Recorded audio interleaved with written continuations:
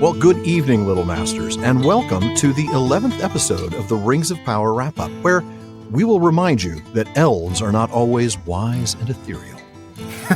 No, just seriously. Pick any chapter of the Silmarillion at random, for crying out loud. I mean, it's like... That's about right. It's just like a big book full of mistakes. What have we seen that the subtitle for the Silmarillion should just be Feanor No? Feanor No. Yeah, exactly. Yeah. All right. Well, if you don't get that joke, you're about to.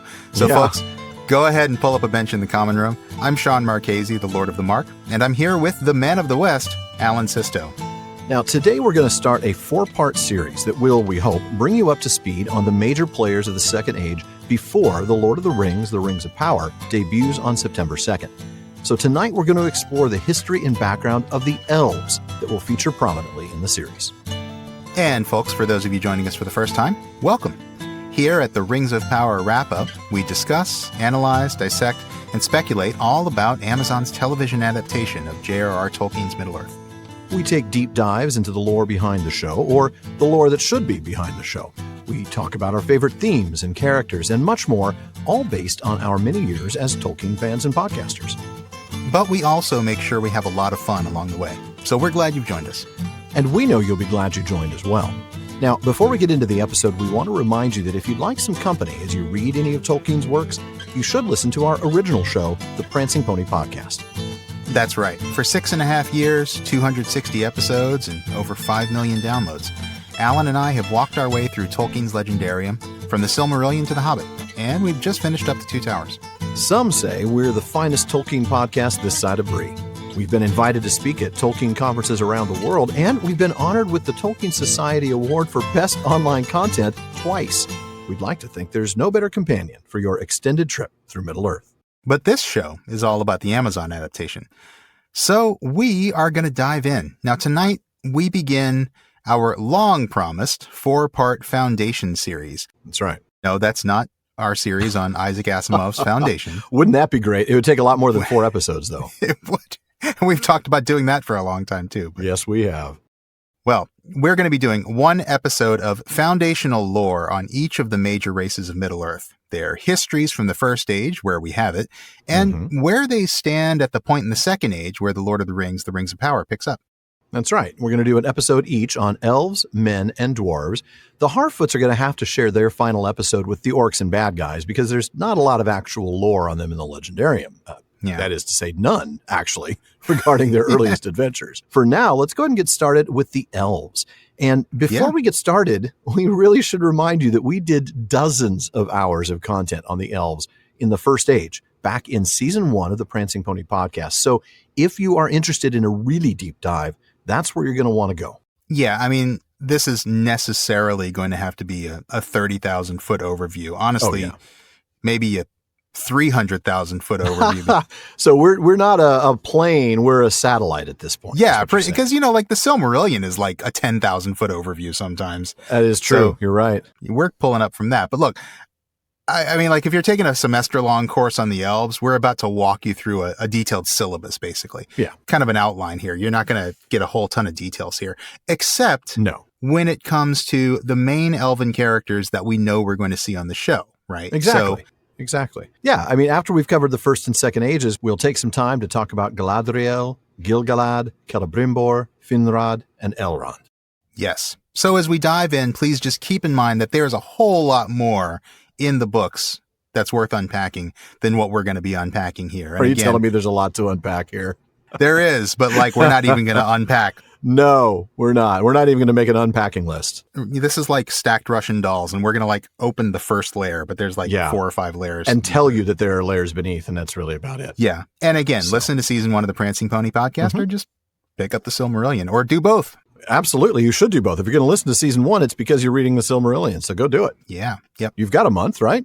You can do it. That's right. You got time. All right. Well, we really should start at the very beginning because it is a good place to start. Place where the Silmarillion starts. Beginning of everything. That is absolutely right. It begins with a singular self-existent being, Eru or Iluvatar, and he makes these creatures called the Ainur. That's the holy ones. Now, it's not a one-to-one comparison. And again, 30,000-foot overview, so bear with me on these flawed analogies. But you can think of the Ainur as angelic beings. Tolkien actually did explicitly say that. Or you can also think of them as a pantheon of little g gods under a supreme big G god, Iluvatar. Yeah, they're kind of both. They kind of do the work of making the world. And so that's exactly what they do. Correct. Eru and the Ainur made music together. That music, called the Ainulindale, the music of the Ainur, was turned into a vision where the Ainur saw the world made visible. And then they watched as its history unfolded, kind of watching what was going to happen, including the existence of the children of Iluvatar, which are elves and men. That's right. Now, the vision was taken away, and Eru basically said to them, guys, this was just a vision. We're foreshadowing the things that were going to happen, but you are going to have to guide it. You're basically going to have to lead the way and make it happen. I'm going to speak the world into existence, and then he goes and does that. And at the beginning of history, some of those Ainur went down into it, these angelic beings. Now, those Ainur would be split into two groups, the mightier Valar and the lesser Maiar, but both Valar and Maiar are Ainur. That's right. And there end up being 14 Valar. Correct. And then all of the other Ainur are Maiar. Right. Except for Melkor. Who's not counted among the Valar anymore. Who's not counted among the Valar. Who was originally counted among the Valar when they were 15. But then he gave up his Vala card. Yeah, exactly. His Vala card was rejected. It was he had to turn it in. Yeah. By the way, just as a bit of grammar, because that's what we are, there are singular forms of these, right? So there's the Ainur, one of them is an Ainu. There are the Valar, one is a Vala. Yes. There are the Maiar, one is a Maya. That's right. Just kind of bear that in mind. That's Quenya 101, is that R tends to form the plural of any noun that ends in a vowel. Yeah. But speaking about Melkor, because you just mentioned him, we don't talk about Melkor no more. We don't talk about Melkor. He's the bad guy of the Valar. Now, again, that's an oversimplification, but that's sort of necessary in this kind of shortened history. So Melkor didn't like the part of the music that he was supposed to play, so he did his own thing. Now, again, doing your own thing, not a bad deal, right? But this isn't like a jazz jam. This is more like a really obnoxious vuvuzela at a soccer match. Okay, sure. Let's go with that analogy. Well, I think Tolkien says it's like braying on a single note on a trumpet. So that's true. Well, that sounds like a vuvuzela to me. Yeah. So it causes just a ton of discord amongst the rest of the Ainur. It causes all sorts of bad things. And those bad things end up being part of the history of this created world, huh? That's right. And if I can jump in a little bit here, I mean, if you want to think of Melkor as kind of the Lucifer or Satan figure of Tolkien's mythology, you're right on. You're not going to be far off. That's correct. Yeah. No, Tolkien actually says that. I mean, and it's very similar to kind of that, that Miltonian, that Paradise Lost concept of Lucifer as sort of this, the greatest of all the Ainur, right? He was the best of all of them. And his pride led him to this great sin, this great going against what Iluvatar wanted and trying to create things the way he wanted them, kind of his own vision. But he didn't get exactly what he thought he was going to get, because as much as Melkor tries to do his own thing, Eru is still in control. And that's right. After Melkor keeps trying to ruin things, Eru says one of our favorite lines in the Silmarillion that we often reference. He says, "And thou, Melkor, shalt see that no theme may be played that hath not its uttermost source in me." And yes, folks, the Silmarillion early on is filled with this kind of, Old Testament, King very James. biblical kind of language, the haths and the thous and so forth. It is thick, man. Yeah. Going back to the text, "Nor can any alter the music in my despite. For he that attempteth this shall prove but mine instrument in the devising of things more wonderful, which he himself hath not imagined." That's right. Now, that phrase that Sean emphasized there, "shall prove but mine instrument." If you ever hear us refer to a concept that we call SPBMI, and we refer to it on the Prancing Pony podcast all the time, that's SPBMI. It's an acronym, and it's shorthand for "shall prove but mine instrument." It's always a reference back to Iluvatar's ability to take bad things and turn them into good. The idea that even the bad things are part of the plan, or they can be incorporated into the plan and the goal still reached. And so good things can come out of bad. And we see this all the time in Tolkien's world. And yet the bad things are still bad, right? I mean, that's one thing. And yet the bad things are still bad. Absolutely. It's always hard to grapple with. Right. That's right. And I am expecting that we're going to see some of this in the Rings of Power series, because I sure hope so. From talking to J.D. Payne and Patrick McCabe, I think they get this. They do. Yeah. Now, whether it shows up, like you said, that's a whole different ballgame, but I hope it does. I mean, I hope it does, and I think it will, based on what I've seen. I think we're going to see it. So I hope anyway. So. Yeah. So that aside, let's come back to the world that they've created. It's called Arda. Yep. Actually, Arda is the earth. It's actually, the whole of creation is actually called Ea, which you can kind of think of as the universe, but Arda is just the earth within the universe. And initially, it is a flat earth. Mm-hmm. Elves are flat earthers early on. Yes, they were. Yeah. And there were lamps on top of really tall mountains, 2 huge lamps that the Valar built. Lit the entirety of the earth. Yeah. But we can't have nice things with Melkor around. No, we can't. He knocks them over. They're smashed. Their light spills out all over the world. At a party, no less, right? It wasn't it Tulkas and Nessa's wedding? Oh, you're right. It was. That's right. Yeah. Tulkas and Nessa had just tied the old knot. Because that's when Tulkas rested. Yes, he did. Yeah. Yes, he did. That was a fun wedding night for him, I'm sure. I'm sure. He shouldn't have taken that nap, though. Yeah. But this, this just wrecked the whole surface of the earth, right? Wrecked the world, basically, yeah. They had made a nice symmetrical earth. Things were, pretty nice, all things considered. Yeah.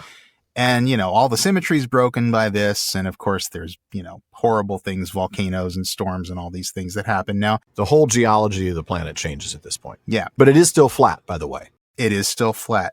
But to get away from, the wreckage, the Valar and Maiar actually then retreated to a land that they called Valinor, the land of the Valar. And that is in the uttermost west. In fact, you hear this phrase sometimes in Lord of the Rings, the uttermost west. It's the westernmost continent of this flat earth. And it is a place of absolute beauty, like paradise on earth. The Undying Lands. And of course, they're the Undying Lands, not because the land itself is anything special, but because the Undying live there, because the Valar live there. That's right. And when they're there, Yavanna, one of the Valar, sings this song of power, and Nienna, this is another Vala, watered the earth with her tears, because that's what Nienna does. She cries a lot. She's the goddess of tears.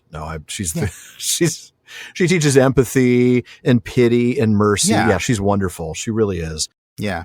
And incidentally, Yavanna, as you might think, with what's about to happen, she's the Vala of nature.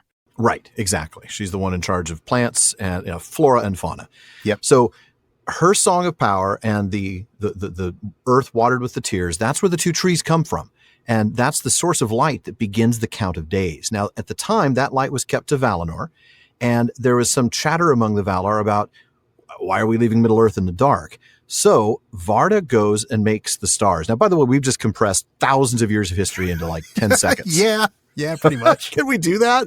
I mean, we can get away with that because we'll talk about it more later, and we talked about it for many episodes on season 1 of the PPP. Yeah. But the reason we wanted to get to that, of course, is because Varda goes and makes the stars, and that brings us to the whole point of today's episode, which is the awakening of the elves. And I'm going to read real briefly from that moment. It is told that even as Varda ended her labors, and they were long, when first Manel-Makar strode up the sky and the blue fire of Helluin flickered in the mists above the borders of the world, in that hour the children of the earth awoke, the firstborn of Iluvatar. By the starlit mirror of Cuiviénen, water of awakening, they rose from the sleep of Iluvatar. And while they dwelt yet silent by Cuiviénen, their eyes beheld first of all things the stars of heaven. Therefore they have ever loved the starlight, and have revered Varda Elentari above all the Valar. Ah, that's such a beautiful passage, man. I love it. Yeah, I love it. It's absolutely beautiful. And since stars are so important in Tolkien's world, I just want to go ahead and throw something out there, which is Please do. The stars that are described here, Manel-Makar striding up the sky, the blue fire of Helluin. These are stars in These our are own mapped sky. to real stars. Correct. These are mapped to real stars. Manel-Makar is actually the constellation of Orion. Mm-hmm. Helluin is the star Sirius, the dog star. Yep. And so, when you're reading this stuff or when you're seeing this stuff on the show, remember, this is Tolkien's idea for the ancient uttermost past of our world. He is thinking of this as our world. And this is the creation of the stars. Varda, the Star Queen, Elentari. Love that name. The Kindler. Yeah. The Star Kindler, that's right. Star Kindler. She creates the stars, and she does it because she wants to make sure that the elves, when they awaken, are going to have some light. And it's sometime towards the end of her labors, as she's creating the stars, that the elves actually do awake. Uh-huh. They awake near a place called Lake Cuivianen, which means the water of awakening. Yeah. You can no longer find it on any map of Middle-earth. Not even a Thomas guide. You're dating yourself with that reference, dude. I know I am, man. Nobody knows what a Thomas guide is. Half our listeners are like, what's a Thomas guide, man? Right. There used to be a time, my friend, when you carried your maps with you in a car and not on your phone. In a great big book that was like 2 inches thick, spiral bound. My gosh. I remember when I first moved to California and I had one of those things. What a pain. And you needed one in California. You needed one. And I was just moving there and I'd never, I didn't know where anything was. So no. Anyway, I digress. Let me update your reference a little bit, Alan. Fair enough. Don't put Cuivianen into your GPS. No. Or you'll end up in some dead end in the middle of nowhere. Yeah, that is true. That is absolutely true.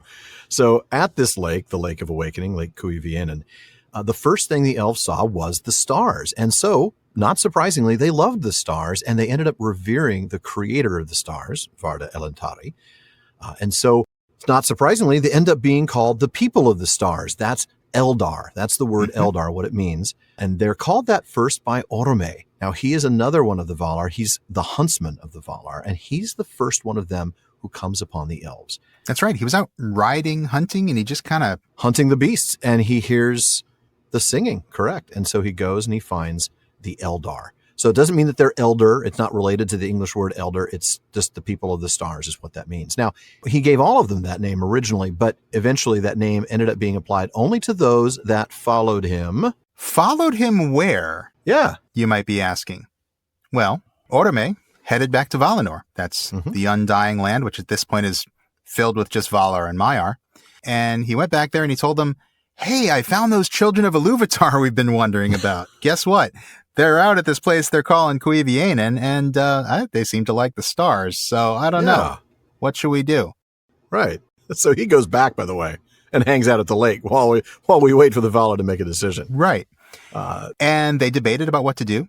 Yeah, absolutely. And they eventually decided that they wanted to protect the elves. And to do that, they needed to take out Melkor. That's right. Probably a good move. Melkor had been involved here, by the way. I mean, the creatures that Orome was hunting, many of them were creatures of Melkor. He was hunting evil creatures. That's right. And we're told that Melkor actually went among the elves when they were innocent and young, and they'd just been awoken, didn't know anything about the world, and he whispered things to them. He told them lies about the world. He seduced some of them to follow him. And, well, we'll talk about those later. And that's where one of the ways that we think the canonical way that the orcs were made, were as twisted elves. Right. And we'll be talking about them later for sure. Yeah, we definitely will. So anyway, the Valar decided to take out Melkor. Yeah. And there's a big war. Mm-hmm. There's not a whole lot written on it in the Silmarillion because the Silmarillion is an account from the elves' point of view, and the elves weren't involved in this. No, they weren't. I mean, they basically talk about how there was great tumult in the earth and that sort of thing. I mean, there's really a lot of big bad things happening, but because they weren't involved, we don't get any details. Right. But after this war, when Melkor's been captured and dragged off, in basically imprisoned, the Valar decide to summon the elves to Valinor. And it should be argued that was a bad decision. Yeah. Might have been their first mistake. Look, some good came out of it, and we're going to talk about that. Yeah. But yeah, the Valar make a lot of bad decisions. And this is one of those places where they really act like little g gods. You talk about like the Greek gods or the Norse gods and all the mistakes they make in those great mythologies. And that's what you see with the Valar. It really, really is. Yeah. And so, this was a bad decision because the first thing that happens here is now these elves who are one people are split. They're sundered is Tolkien's word. The sundering of the elves. I love that phrase. Yeah. I mean, look, anytime a big group of people are invited to one big party, there's always going to be a split. Even if it's just, do we walk or do we take an Uber? Do we, rent a limo and all go together? So let's talk about how the elves split up. Okay. Or as in fancy Tolkien words, the sundering. Yeah. You got to say sunder. Come on. I love that word. It's a great word. It's a good word. Yeah. We should use that every time anybody splits up. We shouldn't talk about a band breaking up. We should talk about the band sundering. We should, yeah. Yeah. Yoko Ono tried to sunder the Beatles, right? I mean, that's just it's so much more, isn't it? It's just got so much weight. It does. There's some gravitas to that word, isn't there? There is. So anyway, earlier we said that Orome gave all of the elves the name Eldar, or people of the stars. But it turns out that not everybody got to keep that name. Yeah, I'm going to take that name back. There's a lot of turning in of cards in this early Silmarillion. Melkor turns in his Vala card. Elves turn in their Eldar card. Elves turn in their Eldar card, yeah. Yeah. So what ends up happening is those that followed Orome and started this journey to Valinor to go live in Valinor, they end up being called the Eldar. That's right. But those that stayed behind, for various reasons, some of them may have been corrupted by Melkor. Some of them maybe were just like, and we know some of them were just like, I'm cozy really here. I kind of like it here. I'm a homebody. It's a pretty lake. I've got a beachside property. Yeah. Why would I want to go They're there? not all evil. Some of them just were like, you know what? We're good here. We're going to stay here. And they're called the Avari, the unwilling. Now, easy peasy, right? We've got two sets of elves, Eldar and Avari. That's it. We're done. No. Don't we all wish? But Tolkien has to make it a little more complicated. Yes. In the group called the Eldar, the ones that start that journey, there are 3 tribes. Okay. And these are the main tribes. So if you want to get anything down, it's this. We've got the Vanyar. They are the fair elves. They're the kindred of Ingwe. Then we have the Noldor. Those are the deep elves, and they're the kindred of Finwë. And then there's the Teleri, which is the hindmost, great nickname, kindred of Elwë, who would later be known as Thingol. Yeah. I was a big fan of Elwë when he was playing for the Broncos. Oh, man. Okay. That's terrible. Thank you. Thank you very much. That's the closest I'll ever come to a football reference on this show. That is a football reference, though, Sean. What do you mean it's closest you'll get to a football I know, reference? but I mean, it's like, it doesn't like suggest that I actually know anything about football. It's just, I know the name of one person who played football. Fair. All right. So let's get the easy split out of the way. Of these two kindreds, the Vanyar and the Noldor, they all went to Valinor. Right. Everybody in those two kindreds goes to Valinor. Yeah. So right now it's not that hard. You've got the Eldar and Avari. The Avari don't go. The Eldar go. The Eldar consist of the Vanyar, the Noldor, and the Teleri. And hey, wow, the Vanyar and the Noldor, they make it all the way there. Almost done. Almost. But the Teleri, it gets a little more complicated. It does. They split themselves into 3 groups. So we've got 3 groups, and one of those groups gets split into 3 groups. Yeah. There's a lot of 3 groups in the Silmarillion. There are. That's true. 3 houses of the Edain we'll get to next week. Yeah. So the first group is the Sea Elves. They are called the Falmari. They're the ones that did make it all the way to Valinor. Okay, so that's easy, the Sea Elves. Right. Then we've got the Sindar. They are the Gray Elves. And here's the thing about them. They didn't make it to Valinor, but they lived under King Thingol and his wife, who was a Maya. Her name was Melian. Right. And Thingol had gone as the ambassador. When Orome wanted to get them invited over there, he brought 3 over as ambassadors, and he was one of them. So he actually did see the trees. He made it to Aman and came back. So even though he never ended up going back to Valinor, he's still counted among those who have seen the light. He went to visit, but he didn't actually settle there later on. Right. Because he got separated from the main group, fell in love with Melian, and ended up staying. And the ones who were like, hey, we're going to wait for Elwë, they end up being the Sindar. Now, because they, live under the rule of King Thingol, who did see the light of the trees, and his wife, who was a Maya, they did end up as the fairest, most wise, and skillful of all the elves of Middle-earth. Because they're ruled by people who have seen the light of the trees and have this sort of literal as well as metaphorical enlightenment. This isn't in the outline, but we should point out that it was Elwë's brother, Olwë, who ended up leading the main group of Teleri all the way to Valinor and became the king of the Sea Elves, or the Falmari. Exactly, the Falmari. That's correct. And he's famous for that wonderful skincare product, Oil of Olwë. Yes. Which is exactly how Luthien happened to stay so young to capture Baron's heart. But we get, we're skipping ahead. Keeps the elves looking immortal. That's right. Actually, I think it's immortality that keeps them looking immortal. I think it's their immortality that keeps them looking immortal. Except we call it immortality. We should just be honest and tell you it's called serial longevity for a reason. They actually do eventually, when the world ends, they die. So they're not immortal, but they might as well be. Let's just be honest. And we're not just being nerds about this. I mean, Tolkien does actually use the phrase serial longevity. Yeah. Yeah. They're not immortal because they do eventually, when the world ends, they end. And they're not eternal because they didn't always exist. So correct. Let's get those words, meaning something there. All right. But there's still a third group of the Teleri. That's right, because we've got the Falmari, the Sea Elves, the Sindar, the Grey Elves, and now we've got the Nandor. And I'm not even going to bother with the fact that they got split up, but they include the Sylvan Elves and Green Elves, and they stay on the east side of the Misty Mountains. To give you an example of who some of those elves are, the Elves of Lorien, Now, not Galadriel and Celebrimbor themselves, but the elves that they rule, as well as the wood elves of Mirkwood. Those would be Legolas's people. Those are of the Nandor. Though not Legolas himself or his father. No, you're right. Not Legolas or his father himself. Oh, my goodness. Yeah. It's a little complicated. It is complicated. But the people, the common elves of the woodlands are the Nandor.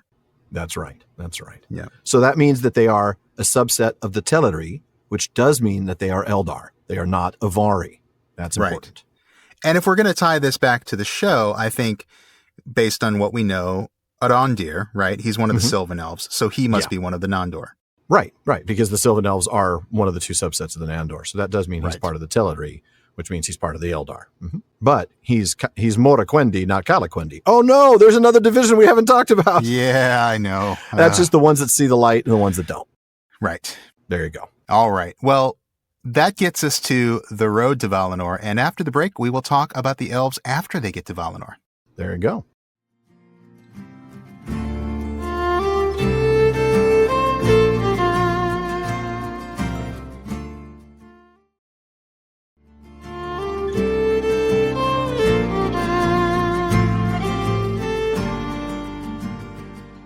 Welcome back, folks. Thanks for joining us. We're going to go ahead now talk about what we call some ancient history, right? We've already given you quite a bit of history, but this is still truly ancient history because it's the years of the trees. This is pre-First Age, okay? It's a crash course, high-level overview of the years of the trees. That's right.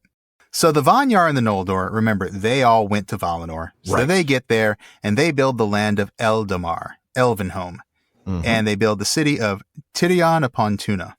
And then, of course, hundreds of years later, because the Teleri were delayed, I'm thinking now of Gandalf, why weren't you there, Gandalf? I was delayed. The Teleri were delayed. So hundreds of years later, they show up, and they have a very interesting way of getting over. It is an island that one of the Valar drags across the ocean with them on it. Powerful friends. Yeah, it's nice to have big, powerful friends in the ocean. That island ends up being left just outside the Bay of Eldamar, and many of them stay there. That island is now known as Tolaresia. That's right. And we talked about this a little bit, but just to kind of give you a little bit more of the details here, Elwë, who was the original leader of the Teleri, during his journey west with his people, he got lost in the woods. He ran into Melian the Maya, fell in love, and actually got stuck in a 200-year trance. Just like staring into her eyes lovingly while time just goes by. This is setting a standard that men everywhere will fail to meet. Thanks a lot, Elwë. Thanks, Elwë. Set the bar too high for any of us. So yeah. Just stare into my eyes. How long? 200 years will do. Well, I'm ruined. That's all right. Thingol may be a great husband at first. Intimacy practice there, Yeah, exactly. Stare into your partner's eyes for 200 years. That's right. Well, don't worry. Elwë might have been a great boyfriend, but he's going to be a terrible husband and father. So he never listens to Melian. You're right. Absolutely. Oh, man. That's the classic. Boy, did he change when he got married. That is true. But I don't know that we have time to go into all that. No, sadly we don't. That's good. That's a fun episode of the thing, but we're not going to get there. So while he's just staring in Melian's eyes, his people are wandering around looking for him. And then eventually... Hello, are you here? Yeah. And then eventually he just wakes up from this magic love nap and he sets up shop in this land that he's stayed in, which is called Beleriand. And he leads the elves that remain there. Yeah, into his realm there in Beleriand. Beleriand is sort of like an extension of the continent. Yeah. Doriath is his realm. And we'll get That's to right. that, I'm sure. Now, in the meantime, Finwë, this is all the way over in Valinor now. So we've gone back to Middle-earth to take a look at what happened with Elwë. And, he ends up founding Doriath. But now going back to Eldamar, Finwë, king of the Noldor, he has a son named Feanor. Bum, bum, bum. Feanor's such a great guy. Oh, man. Everybody wants to be like Feanor. He is so cool, such a hero, such a role model. He's very calm, never gets flustered. Never. He's just generous. Okay. We're being facetious. Now that we are done absolutely lying about Feanor, the point is that Finwë has this son with his wife, Miriel. Now, she dies after childbirth and after a ton of debate among the Valar because, after all, elves are supposed to be serially longeval. Let's call it immortal. That means that when they marry for eternity. Mm-hmm. There was a problem here. So Finwë is allowed to remarry. He marries a Vanya by the name of Indis, and he has two more sons with her. Those are Fingolfin and Finarfin. And Feanor is not a fan of his stepmother or his half-brothers. Not at all. And he just starts being a complete jerk to everybody. That's the way I put it. Yeah. But he does some good stuff too, all right? Does. So he really does. I mean, he is the greatest craftsman ever that elves have ever produced. And he's not just a smith. I mean, he is a smith, but he makes jewels. Yeah. He creates writing systems. He invents the Tengwar. So if you're seeing the elvish writing system of the Tengwar, Feanor created those letters. He created the alphabet, right. There was another guy who did a script before that Feanor kind of tweaked, but the Tengwar is Feanor's. Yeah, poor Rumil. I know, Rumil doesn't get enough credit. He does not get enough credit, no. But Feanor creates the Tengwar, and that's the one that sticks. Yeah. So he does some good things, too. Yeah. He gets married. He has 7 sons. Which is a lot for an elf. Let's be really clear. They typically that don't is have a more lot than for one an or elf. two. Yeah. So he was obviously good at least one other thing in the world. But oh, man. Wow. All right, then. But he is a horrible person. Terrible human being. Yes. And he's not very kind to his half-brothers, especially. No, we'll get to one specific moment. But yeah, he's generally just a total jerk. Now, in the meantime, Melkor, who has been chained up for nearly 3,000 years at this point, that's how long it's taken for all of this to happen, he is released from his bondage, and it's right around that same time that Feanor creates the famed Silmarils. These are the jewels around which the rest of the first and second ages spin. That's right. So we talked about the 2 trees, right? The 2 trees glow with their own light, and it's beautiful. It's the most beautiful thing imaginable. Well, Feanor creates these jewels called the Silmarils and figures out a way to capture the light of the trees in these jewels so that these 3 Silmarils now glow with their own light. Yeah. However, this is not really a good thing. Tolkien uses words like imprisoning the light in the trees and things like that. So this is not, this isn't a wonderful idea either, but they are beautiful jewels. They are hallowed by Varda. Remember Varda, the Vala of Starlight. Yeah. So that hallowing, by the way, means that nobody else can touch them. Well, not nobody else. No mortal can touch them, and nobody of evil will can touch them without being burned, without having their flesh burned. That's right. Yeah. But man, does Feanor love those things. Oh, he sure does. He sure does. And while he's too busy lovingly stroking the Silmarils and talking about how great he is because he's made them, Melkor is running around sowing a bunch of lies and causing a ton of strife. Now, let's be honest. His job is easier because of Feanor's serious attitude problem. Oh, yeah. Feanor was a decent person. Melkor would not have been able to get away with as much as he did. Let's be clear about that. But I guess it could also be said that maybe Feanor wouldn't have made some of the decisions he'd made had Melkor not been sowing a bunch of these lies. True. True. I mean, there's a little bit of both. The culmination of this, in terms of the strife, is him pulling a sword on his half-brother. It's the first time that any elf had threatened another elf, and he did it in front of everybody. Really smart there, and that gets him exiled. With good reason.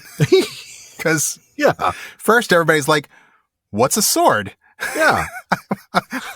We didn't know we didn't know swords existed. Because we're told that Melkor actually basically teaches the elves how to make weapons, right? Yeah. And you probably imagine they probably started with, some of his jewelry tools and things like that. Okay, you sharpen this pick a little bit more and eventually it becomes a weapon. But I mean, this is this is bad stuff. This is very bad stuff. Yeah. So Feanor gets exiled. Mm-hmm. Melkor meets up with an old friend. A very old friend. Possibly the oldest friend. Exactly. He meets up with Ungoliant, who is a creature of unspeakable evil in giant spider form. Because that's the best form for a creature of unspeakable evil to take, I think. As Tolkien does over and over again in the Legendarium, right? We see Shelob very much the same thing. Shelob is a child of Ungoliant, the last child of Ungoliant to trouble this unhappy world, I believe. That's right. Ungoliant is Shelob's mom. Yeah. And we don't know exactly where she comes from. She may be some primordial cosmic being of ultimate darkness. We don't really know for sure. No. But she and Melkor go on a date, come up with a plan together. I've got an idea. Let's go hang out at the party the Valar are having. And then the worst heist in history happens. There's Seriously. a big festival happening in Valinor. Yep. Feanor is commanded to come. It's actually meant to be a reconciliation between himself and his brother Fingolfin after the whole sword incident. Yeah, after the whole I will kill you thing, yeah. Right. He's like a chance to, bury the hatchet, so to speak. Yeah. Yeah. But what happens is while this festival is going on, Ungoliant and Melkor, so what happens is they sneak up to the hill where the two trees are, and Melkor buries a spear in the trees. Yeah, that's right. And then Ungoliant sticks her beak to the wounds of the trees and drinks up the sap, which is light. That's what she does, by the way. She consumes light. Yeah. And then turns it into darkness. But in the meantime, the poison in Ungoliant goes into the trees and kills the trees. So between the two of them, they destroy the trees and take all the light. Right. Melkor then, on their way out, stops by the place where Feanor had been serving his exile and kills his father, Finwë, the king of the Noldor, and manages to steal the Silmarils because Feanor, being Feanor, didn't wear them to this festival because he wanted to deny the sight of them to everybody. So he just so many mistakes. It's so many. Like, if he had just worn them, then they wouldn't have been stolen and so many things would be different. But there's so many what if, right? I mean, we could just go through a what if on everything. So Melkor kills Finwë, steals the Silmarils, and heads back to Beleriand with his date still in tow. That's right. And she actually has the upper hand over him. I mean, obviously, she's the one who's done all the work here. He's the mastermind. She's the muscle. And she keeps wanting more, doesn't she? She knows it. She knows that she is the muscle and she wants more. She wants the Silmarils. She wants the Silmarils. And she is about to take them from Melkor, but Melkor manages to escape when some of his buddies show up and rescue him from the worst date ever. But not just any buddies, these are Balrogs. Balrogs, yeah. Mm-hmm. So, yes, you've seen one Balrog before in Lord of the Rings. There used to be like thousands of them. Oh, yeah. Well, depending on which version of the Legendarium. I mean, I think... That's true. In the very early Legendarium, Tolkien was talking about them like they were sort of the rank and file soldiers of Melkor's army. Right. But eventually... But there's still a lot of them. There being fewer. Yeah. Dozens, more than likely, would be... Dozens, maybe 100, maybe a couple hundred. Yeah. So they show up, they drive her off. So he goes from there to Angband and raises the 3 peaks of Thangorodrim. That's right. And then Feanor, who's unhappy about all this, ends up leading most of his people into rebellion. Open rebellion against the Valar. Yep. And the reason Feanor leads his people into rebellion is because the Valar have asked him to do the unthinkable. They say, well, the 2 trees are dead, but you know what? There is some of the light of the trees in the Silmarils. We could probably heal the trees if, Feanor, you just give us the Silmarils, let us crack them open. We'll use the light to heal the trees. He doesn't know they're gone yet at this point, right? That's key. They don't realize they're gone. Nobody knows, Nobody knows they're gone. Feanor thinks they're still safely back at home, and he says, absolutely not. No, you're not getting my Silmarils. No. These are my Silmarils. I don't care about the light of the world. I care about my 3 jewels that I made. That's right. And they're mine.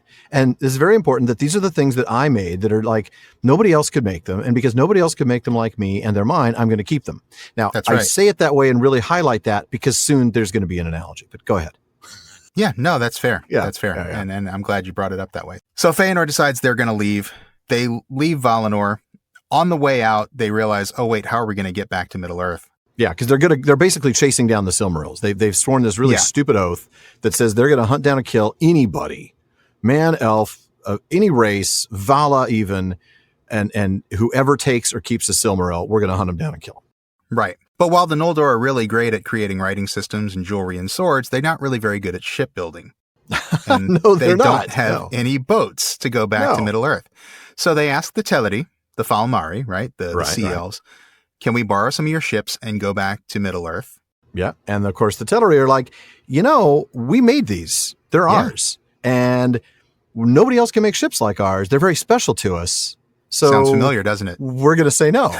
It's exactly the same thing Feanor said about the Silmarils. Ding, ding, ding. Yeah. But Feanor does not like being told no. No. So he kills everybody. Yeah, pretty much. I mean, he absolutely begins what's called the kinslaying at Alqualondë. This is a mass murder. It is. Of the Teleri.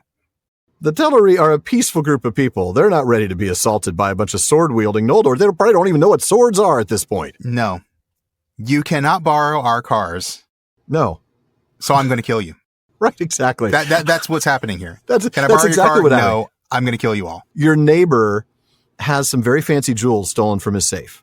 He comes to you and says, the guy's gotten away. I need your car to go chase him down. And it's like a rare Ferrari. There's only like 20 of them in existence. If it's wrecked, there'll never be another one. And you say, I'm not going to loan you that. No way. Besides, I think what you're doing is kind of a bad idea. Right. You should do what, our bosses are telling us. You should follow the authorities, Yeah. Get the cops involved. Do this the right way. And instead of Fëanor saying, thanks a lot, friend, he kills you and then takes your car. Yeah. That's Fëanor for you right there. Yeah. But a lot of the Noldor are with him at this point. Yeah. All of Fëanor's folk, as far as we know, are with him. Fingolfin's folk are going with him because Fingolfin is trying to be a good brother here. Mm-hmm. Finarfin actually does not. He shows up late. Right. He comes and then he goes back, right? Yeah. But that's after the kinslaying. Like he shows up at the kinslaying late, doesn't know what's happening. Right. And then later on, when Mando stops the whole group and says, by the way, y'all really messed up. And if you leave, you ain't never coming back. Right. Ever. It's the doom of the Noldor, or the doom of the North, as it's also known. Mandos basically saying, we are going to fence Valinor against you. Even your tears, the cries of your tears will not reach us. I mean, it's a beautiful piece of... It is a pretty awesome piece of text, yeah. It really is. That's when Finarfin says, you know what? I am going to go back after all. Thanks for reminding me that I shouldn't leave. Yeah. Right. And so it's Fëanor and Fingolfin and some of Finarfin's people after Finarfin's gone. And Fëanor, great brother that he is, decides to repay Fingolfin's loyalty by betraying him. Yep. And taking the stolen ships across the sea with his sons and their folk, and then burning the ships. Yeah, exactly.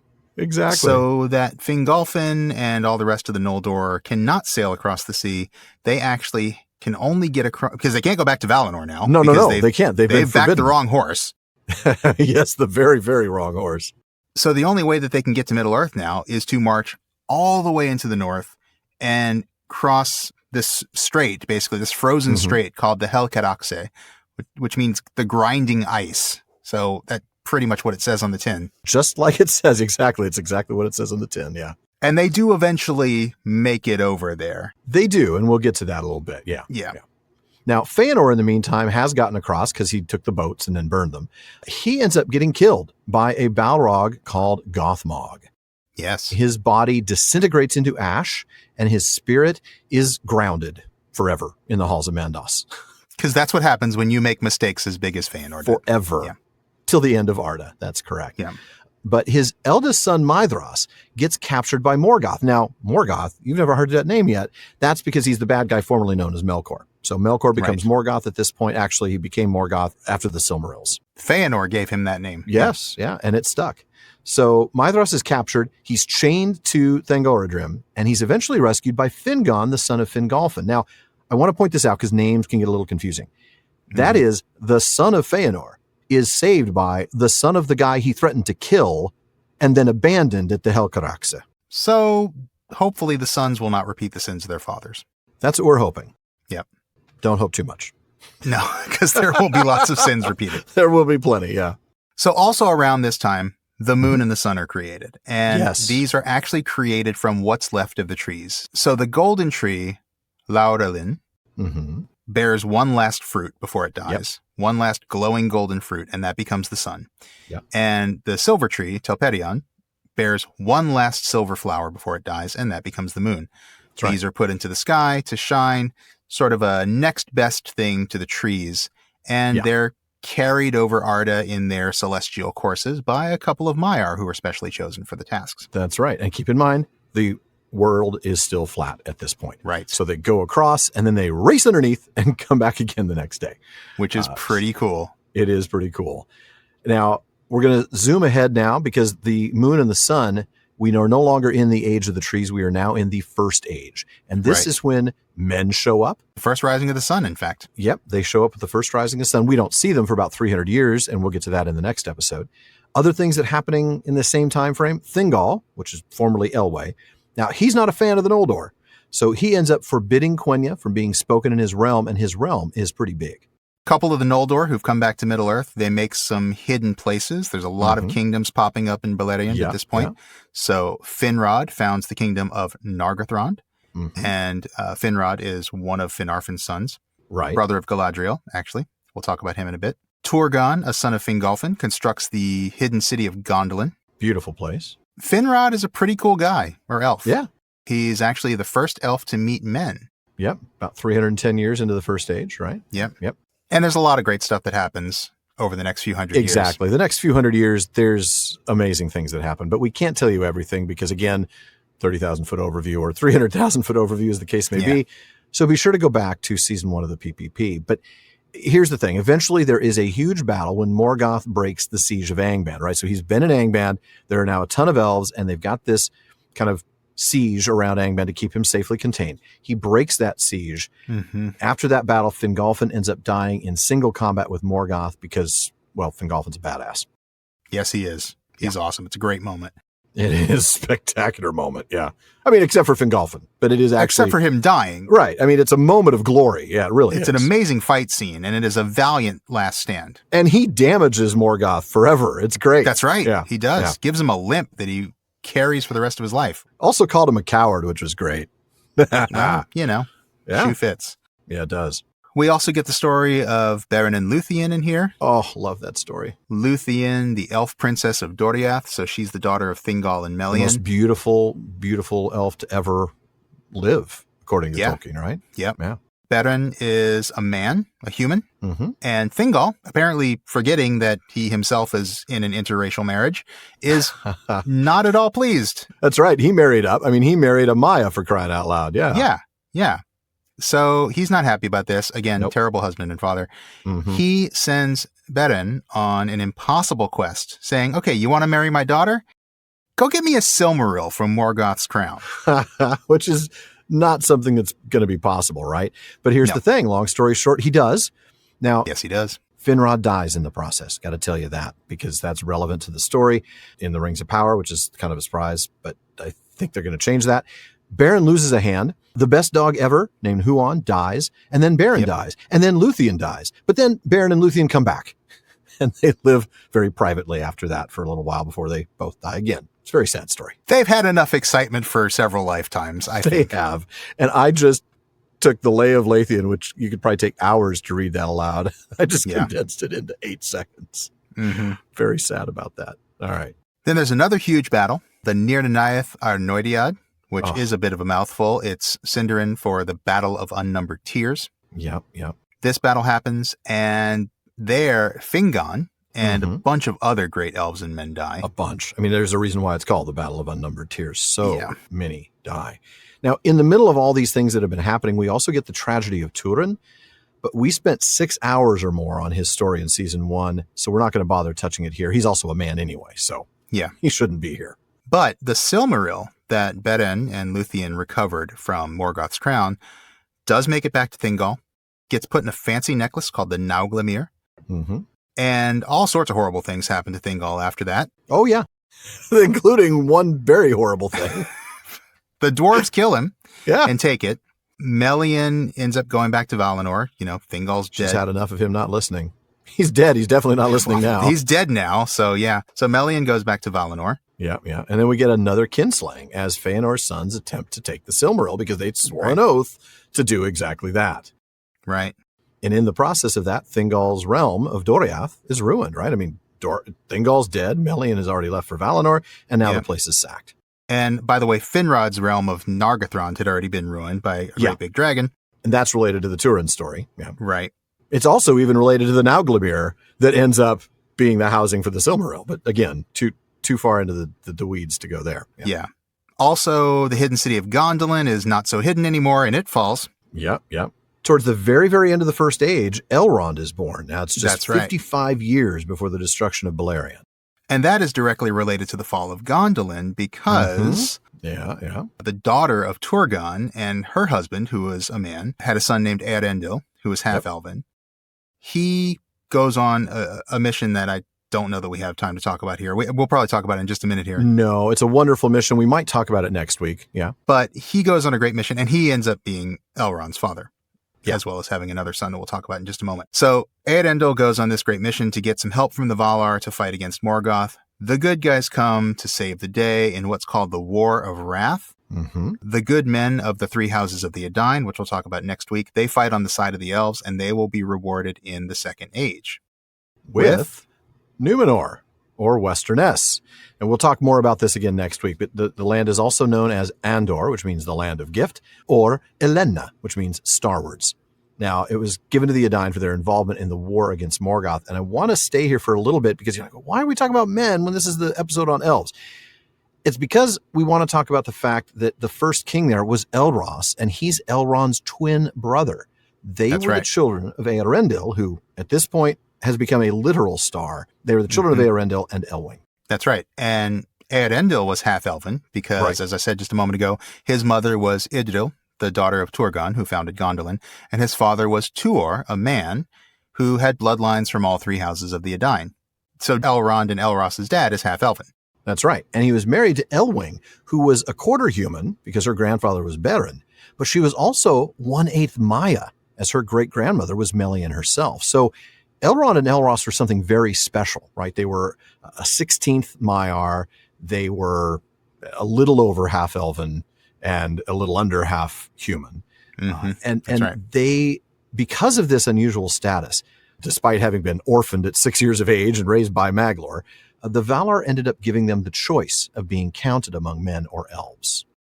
And, very neatly, one of them chose men, Elros, and the other one, Elrond, chose to be an elf. That's right. Elros got to be the first king of Númenor because he is, in a sense, sort of the highest of all men with the most noble lineage of any man. That's right. And now we're going to get back to the main timeline of the Second Age involving the elves. And that's the return of Sauron to Middle-earth around the year 500. Another 500 years later, he begins construction on Barad-dûr. And then a couple hundred years after that, in the guise of Anatar, he's turned away by Gil-galad. Yes. But he finds some more willing suckers among the Noldor in the land of Halin or Eregion. And one of the suckers/friends that he finds there is Celebrimbor, who actually is a grandson of Fëanor. That's right. Now, he's nowhere near like his grandfather. In fact, he repudiates the acts of his father, so he's a decent fellow. Yes. Now, back into the timeline, again, around the year 1500, the Rings of Power are forged. About 90 years after that, the 3 rings for the elves are forged. And then in 1600, Sauron forges the 1 ring, Barad-dûr is completed, and Sauron says, I'm back. And all the elves say we've made a huge mistake. Yeah, again. We've been snookered. War breaks out. One of the main characters gets killed. Yeah, I'm not going to tell you what happens there. I wanted to, but no. No. Rivendell is founded, so that's a good thing that happens out of this. Yeah. But Sauron overruns most of Eriador, which is that part of Middle-earth. That's right. However... But he ends up getting defeated by the Númenóreans, and not for the last time. We'll get to that again later, too. Yes, we will. Also, the first meeting of the White Council takes place. Now, we don't have Gandalf in it yet. He doesn't show up until the Third Age, but that's right. You're going to see some of the other major players in the White Council. That's right. Now, over time, going back into Númenor, this is important, even though it's about the elves, because the fear of death and a few of these other factors start wearing on the men, and they're now no longer buddy-buddy with the elves. No, they're starting to get very jealous. They're starting to wonder, well, we'll talk about this next time. Yeah. But they're not happy anymore. No. Also, around 2250 of the Second Age, the Nazgul appear. Yeah. Sort of a side project of Project Ring. Of Project Ring. Now, Númenor continues its slide until Tar Palantir repents, and that causes civil war in Númenor. And it's around this time that Isildur and Anarion, the sons of Elendil, who is not the king of Númenor, he's of another branch of the family there, the Lords of Andúnié. That's when those 2 boys are born. And that's where we're going to stop in these foundational episodes, because even though the Second Age keeps going for another couple of hundred years after that, this is around the time that the Rings of Power show appears to be set, with Tar Palantir's daughter Mirio about ready to take the throne, and a shadowy guy named Pharazôn working his schemes in the background. And that's going to bring us to a few minutes with each of the primary elves in the show. Galadriel, Gil-galad, Celebrimbor, Finrod, and Elrond. So Right. we're going to get the dead guy out of the way first. I mean, it's pretty clear from the trailers that we've seen that Galadriel is out for vengeance against Sauron for the death of her older brother Finrod. That's right. Now, we don't know how much of the real story from the books of Finrod's death the show is going to tell. The tale of Beren and Luthien, in which Finrod dies, that is mentioned in Lord of the Rings. And Appendix B to Lord of the Rings does say of Galadriel that she was sister of Finrod Felagund, friend of men, once king of Nargothrond, who gave his life to save Beren, son of Barahir. So there is something there. They could talk about it. They just can't show the way in which he gave his life to save Beren. So what are they going to show? What are they going to do? I don't know. Yeah, it's going to be interesting to see what happens. But for those of you who want to know the real version of the story, Beren at this point, and along with Finrod and what about a dozen or so of Finrod's... A dozen of his elves, have all been captured by Sauron. They're in his tower, and Sauron keeps sending these werewolves to go and devour them one at a time. It gets down to just Finrod and Beren, and the werewolf is coming for Beren, and Finrod goes full just... ninja warrior, right? I mean, he just gets in there with his bare hands and rips this, werewolf's jaws open. He fights with the werewolf just hand to hand and kills the werewolf, but dies in the attempt, saving the life of Beren. And it's shortly after that Luthien comes along and knocks the tower down and saves Beren completely.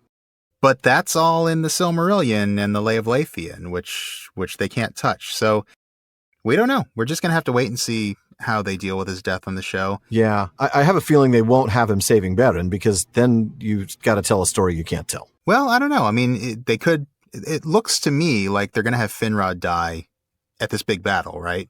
So yeah, which I think is like an amalgamation of the Dagor Bragollach and the Nirnaeth Arnoediad. And yeah. So they could just put Beren in that battle.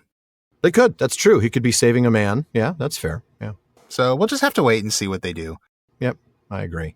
Now, there's another dead guy here, and I hate to say that, but we sort of have to, because he's not quite dead on the show, but he's dead by this point in the timeline, so I'm not sure what they're going to do with him.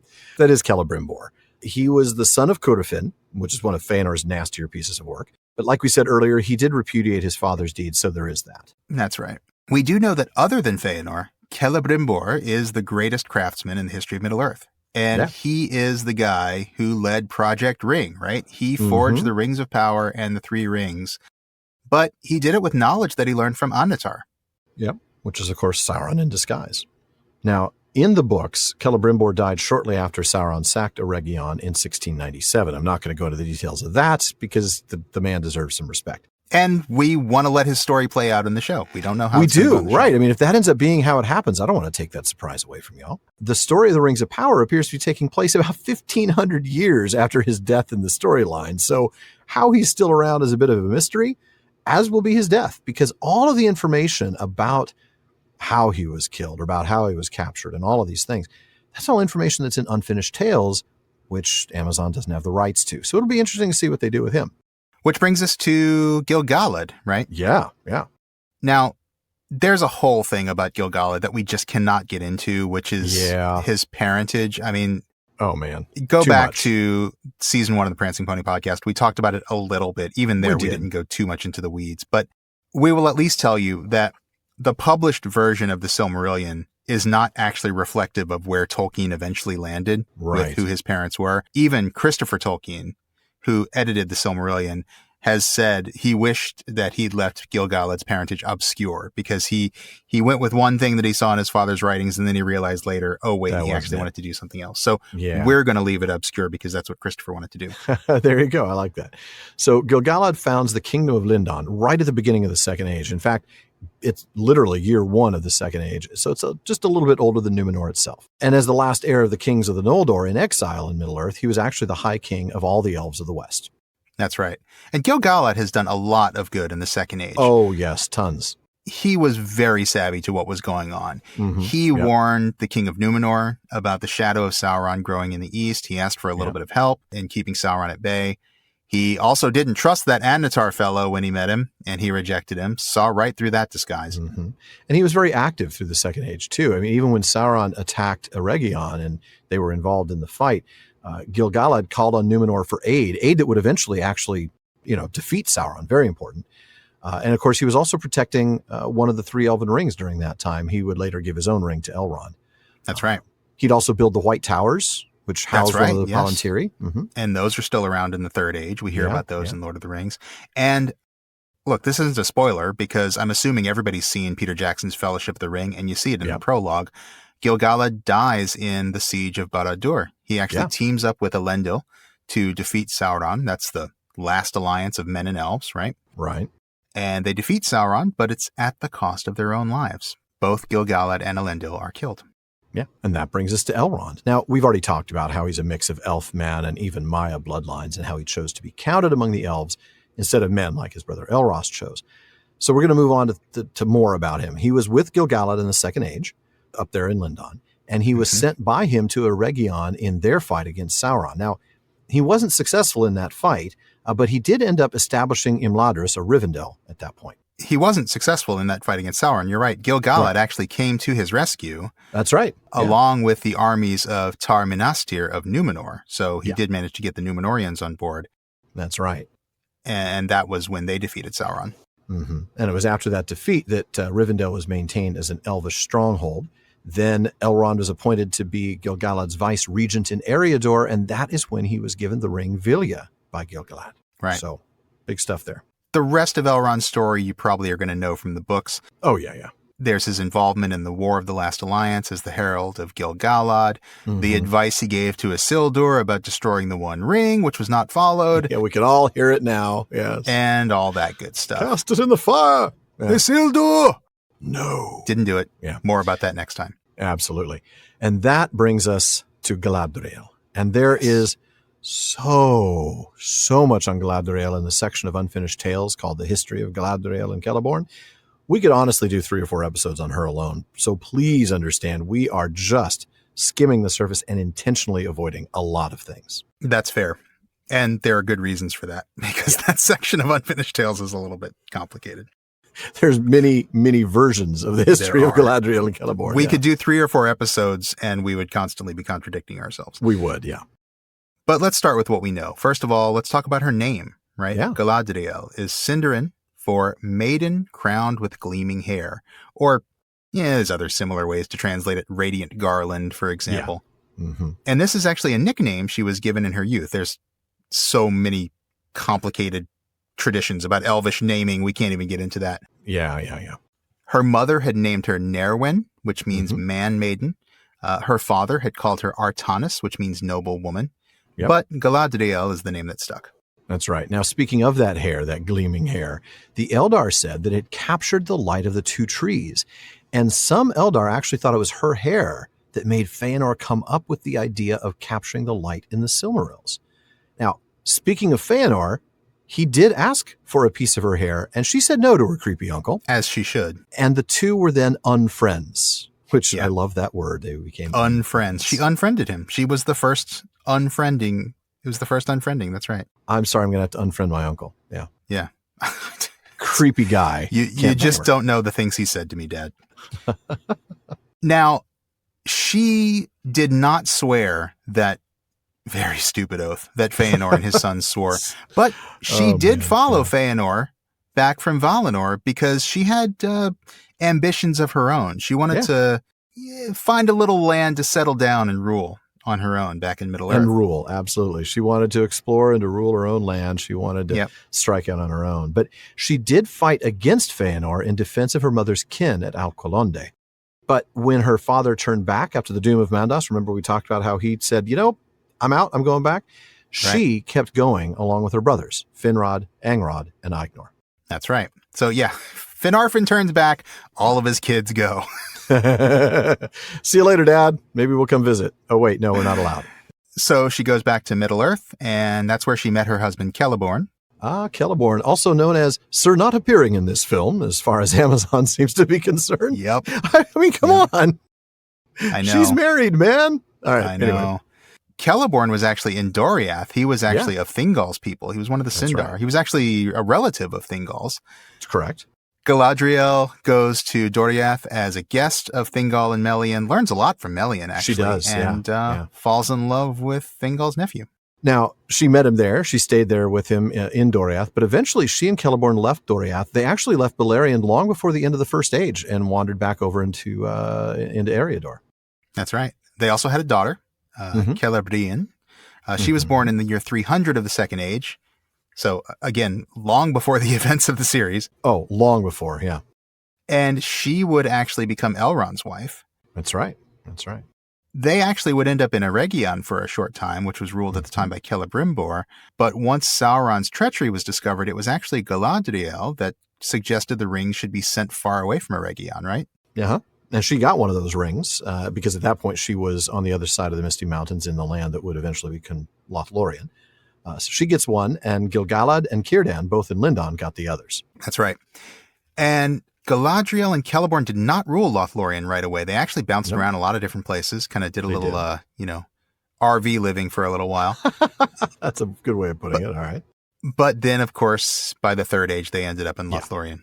Yeah, that's right. Now, many of the most interesting things about Galadriel are locked away in the Silmarillion and an unfinished tale. So we're going to have to see how Amazon handles showing certain elements of her history. But that's for the next 5 years. But for now, that concludes the 11th episode of the Rings of Power Wrap-Up.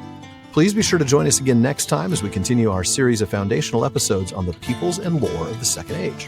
That's right. Our episodes on the men, the dwarves, the Harfoots, and the bad guys will each air between now and the end of August, which is going to bring you right up to the debut of The Lord of the Rings, The Rings of Power on September 2nd. So you definitely want to make sure you've subscribed to this podcast wherever you listen. Now, before we go, we want to take a moment to thank the team that helps make this show better. That's our editor, Jordan Rennells, our barleman, Becca Davis, our social media manager, Casey Hilsey, and our website guru, Phil Dean.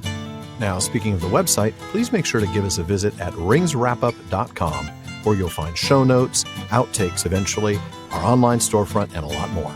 And definitely check out our library page. While this show is about the Amazon adaptation, Alan and I are fans of the books first and foremost, and we provided links for you to get nearly every book we mention on the show. And we do get a few pennies from the purchases you make there, so thank you. And one last thing as always, don't forget to send your thoughts, comments, and questions to barleman@theprancingponypodcast.com. Barleman's a lot more reliable than he used to be, but we do get a lot of mail. So write to us, and we'll get to you as soon as we can, and your question or comment may be featured on a future episode. As always, though, this has been far too short a time to spend among such excellent and admirable listeners. But until next time. Farewell, friends.